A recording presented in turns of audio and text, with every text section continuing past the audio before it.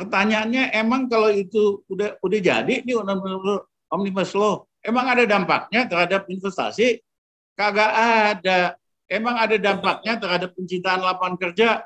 Kagak ada. Ya, ini obat yang tidak tepat untuk kondisi yang tidak relevan dengan masalah itu. Yang ada buruh aja dikurangi hak-hak ekonomisnya, hak-hak sosialnya, ya, hak adat dikurangi.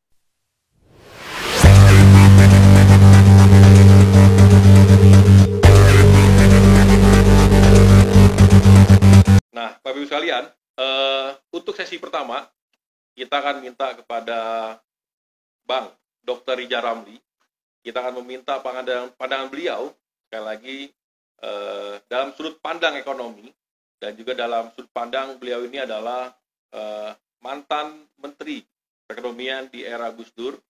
Saat itu beliau berhasil memulihkan kondisi ekonomi yang terpuruk ketika 96-98, kemudian pelan tapi pasti menjadi lebih baik, mengalami lompatan-lompatan yang sangat dahsyat. Nah, kita ingin melihat bagaimana pandangan dari Bang Ridza Ramli terkait dengan Omnibus Law ini yang berdampak, yang makin memperparah, ya, makin memperparah terkait dengan PHK, ya, yang marak, kemudian juga kebijakan pesangon dari Undang-Undang Omnibus Law yang dikurangi, harusnya 32 bulan gaji hanya menjadi sekitar 19 bulan gaji. Kemudian juga kerja kontrak makin merajalela, tidak adanya kepastian kerja, outsourcing merajalela juga, kemudian juga ditambah pemagangan yang merajalela. Artinya adalah kok makin kesini kebijakan pemerintah ini makin nggak jelas, makin menyengsarakan buruh dan rakyatnya. Nah, kita ingin mendengarkan lebih lanjut paparan dari Bang Ridza Ramli, Dr. Ridza Ramli selaku ekonom dan juga tokoh pergerakan di Indonesia, bagaimana melihat fenomena ini, melihat fenomena dari kebijakan yang diambil oleh Pak Jokowi dan menteri-menterinya, dan seharusnya seperti apa yang harus dilakukan oleh Pak Jokowi. Konsumsi masyarakat yang 55% dari GDP masih anjlok karena pengangguran banyak, daya beli termasuk buruh, pekerja juga dipotong dan anjlok.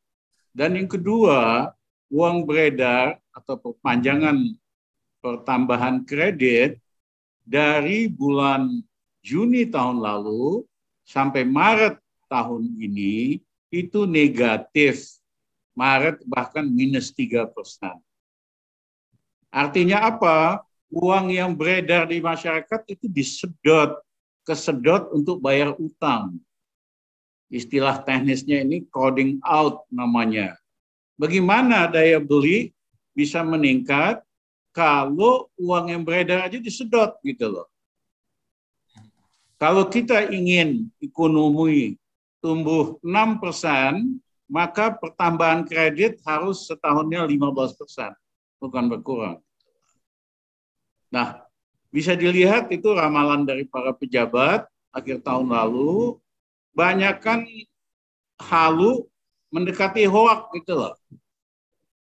Nah, yang kedua adalah yang buat ekonomi tumbuh itu pengeluaran pemerintah.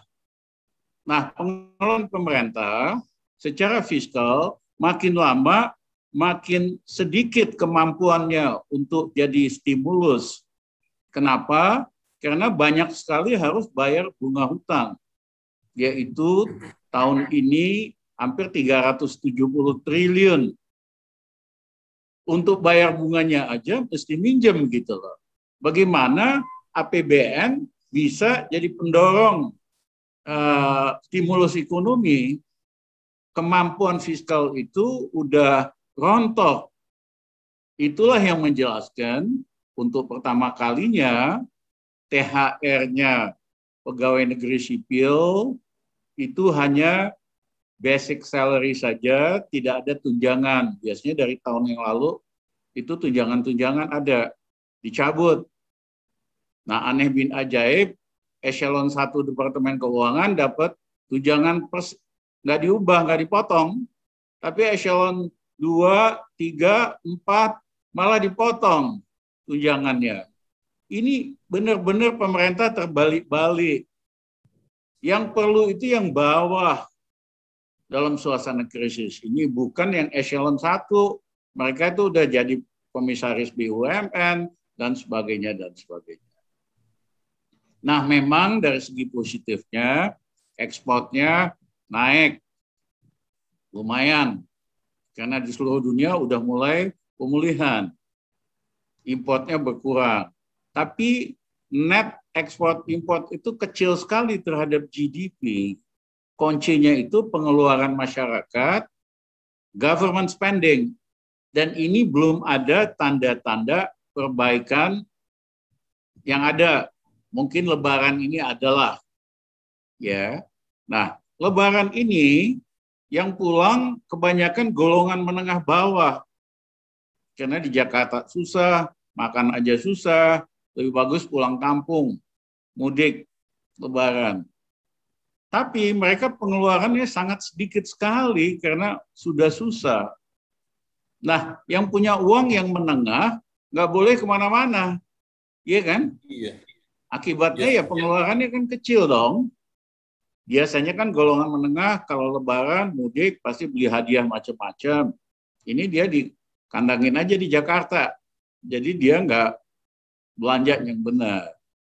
Nah, jadi akan ada perbaikan sedikit kuartal 2, tapi setelah itu paling flat sampai akhir tahun.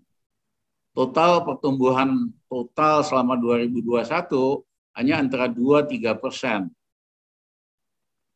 Propagandis pemerintah, pejabat pemerintah, enggak. Ini kita 2021 bisa meroket nih, jadi 6%, 6,5%. Wong sebelum krisis saja kagak bisa. Ya kan? Ini hanya akan memble. Pemerintah ini tidak punya kemampuan untuk menyelesaikan masalah. Tidak punya terobosan out of the box untuk memperbaiki situasi. Nah, apa namanya nih? Itu asumsi saya tadi 2-3%. Kalau COVID ini bisa dikendalikan. Tapi kalau COVID ini meningkat lebih pesat lagi seperti negara lain, ya jangan India deh, itu ekonomi bisa-bisa negatif lagi. Jadi pemerintah ini bagian dari masalah, bukan bagian dari solusi. Karena cara-cara penanganan krisisnya terbalik-balik. Ya, Amerika, Biden, Erdogan, Turki, cara dia itu dia pompa daya beli menengah bawah. Biden siapkan 1,9 triliun US dollar buat pompa golongan menengah bawah. Caranya gimana? Bukan dengan ngutang loh. Caranya naikin pajak untuk orang kaya dan pajak warisan, pajak pertambahan nilai. Di Inggris juga sama. Ya, padahal itu pemerintah konservatif. Perdana Menteri Boris Johnson. Dia naikin pajak orang kaya dan perusahaan besar supaya ada uang buat pompa ke bawah. Itulah Rusdi dan kawan-kawan yang kami lakukan waktu saya Menko Gus Dur. Saya pompa daya beli menengah ke bawah. Kami naikkan gaji pegawai negeri, ABRI, sipil, pensiunan 125% dalam 21 bulan. Karena ABRI dan PNS yang jujur dan pensiunan, kalau nggak korup tuh miskin banget. Nah, begitu gajinya dinaikin, dia belanja hampir 100%, akhirnya sektor retailnya hidup. Kita restrukturisasi kredit kecil, usaha kecil, ya termasuk kredit usaha tani yang macet, akhirnya pulih. Ya, jadi rumusnya sederhana. Apa yang kami lakukan pada zaman Gus Dur, kenapa ekonomi bisa naik dari minus 3% ke 4,5% dalam 21 bulan. Rumusnya sederhana, pompa daya beli menengah bawah. Ya kan? Itu yang dilakukan oleh Biden hari ini, itu yang dilakukan Johnson, Chalmers Johnson, Boris, kemudian apa yang dilakukan oleh Erdogan di Turki. Nah, pemerintah Indonesia ini kebalik-balik. Yang bawah dia Uber kenaikan tarif. Bentar lagi akan tarif naik gas, tarif listrik, lain-lain. Ya Uber pajak yang kecil-kecil, sing perintil. Tetapi untuk yang besar, dia berikan bebas pajak 20 tahun. Ya. Untuk batu bara dinolin, untuk sawit dikurangi, beli mobil dikurangi. Nah, ini akan memperlambat pertumbuhan ekonomi, bukan mempercepatnya. Nah, saya ikut sedih, pekerja di Indonesia juga mengalami hari-hari susah, banyak yang hanya bekerja seminggu dari sebulan, upah sudah dikurangi, ya. Kalau ada harapan membaik segera sih, tentu semua bahagia. Ini kagak ada harapan, ya, karena pemerintah ini ada masalah, dia bikin lebih ruwet, salah kebijakan, ya kan? Pemerintah yang hebat itu yang mampu membalikkan situasi dari payah anjlok menjadi naik, membaik. Misalnya, Rusdi dan kawan-kawan dulu ingat kali bagaimana kawan-kawan memperjuangkan agar supaya undang-undang Omnibus Law dibatalkan, baik melalui demo maupun Mahkamah Konstitusi. Ya, pertanyaannya emang kalau itu udah jadi nih undang-undang Omnibus Law, emang ada dampaknya terhadap investasi? Kagak ada. Emang ada dampaknya terhadap penciptaan lapangan kerja? Kagak ada. Ya, ini obat yang tidak tepat untuk kondisi yang tidak relevan dengan masalah itu. Yang ada buruh aja dikurangi hak-hak ekonomisnya, hak-hak sosialnya, ya, hak adat dikurangi. Karena ada 2 kali dalam sejarah Indonesia di mana ekonomi kita anjlok tahun 80-an karena ini harga minyak bumi anjlok tajam sekali. Apa yang dilakukan pemerintah pada waktu itu? Membuat paket-paket diregulasi. Kami salah satu, ya kan, konsultan bersama tim Harvard waktu itu di belakang Departemen Keuangan. Apa yang terjadi? Ekonomi manufacturing hidup lagi, bisa tumbuh di atas 15%, ekspor naik, lapangan pekerjaan baik. Itu cuma paket-paket deregulasi aja yang basisnya hanya peraturan pemerintah.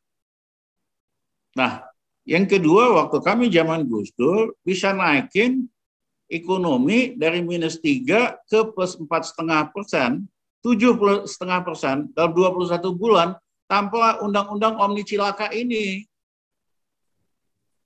Ya, jadi Rusdi dan kawan-kawan ya tetap optimis karena kalau Rizal Ramli nanti memimpin, insya Allah ya kan akan diizinkan Tuhan.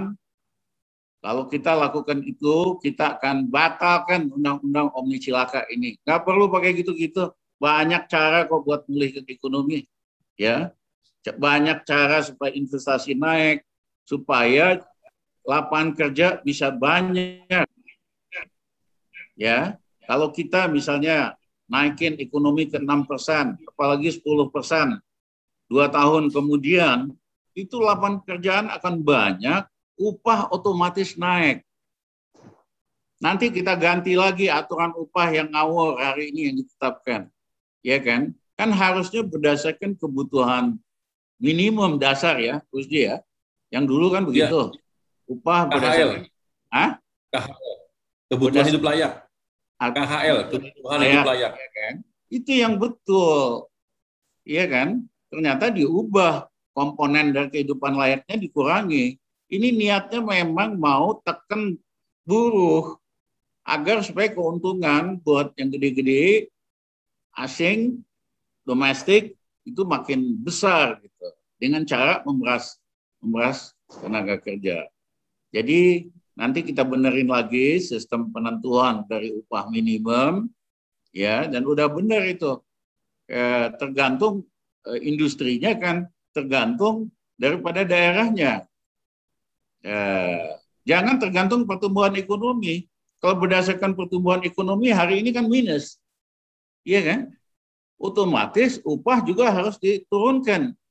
Ini ngawur ini. Pemerintah yang nggak mampu menaikkan pertumbuhan ekonomi, buruh yang harus kena bebannya. Iya kan? Kan itu rumus kalau nggak salah berdasarkan pertumbuhan ekonomi. Kalau negatif, ya negatif turun. Padahal bukan begitu caranya. Justru kalau buruh upahnya membaik, baik, dia pasti belanja. Sektor retail pasti hidup, gitu loh. Jangan kebalik-balik. Tapi yang kaya, yang besar, kita mesti naikin pajaknya. Mesti kasih kita apa namanya nih supaya mereka badan sharing, mereka yang untungnya gede-gede, terutama sektor sumber daya alam, supaya bagi kepada masyarakat, ikut menanganin beban yang dihadapi masyarakat. Jadi saya minta teman-teman optimis. Kadang-kadang tadi saya tweet, quote, kadang-kadang kita mesti rusak-rusakan dulu untuk memperbaiki supaya lebih baik gitu. Ada filosof yang bilang, sometimes you need untuk hal-hal itu kadang-kadang ya rontok dulu lah supaya ada tumbuh harapan baru dan cara baru untuk menyelesaikan krisis bangsa kita. Terima kasih Rusdi dan kawan-kawan. Ya Bang.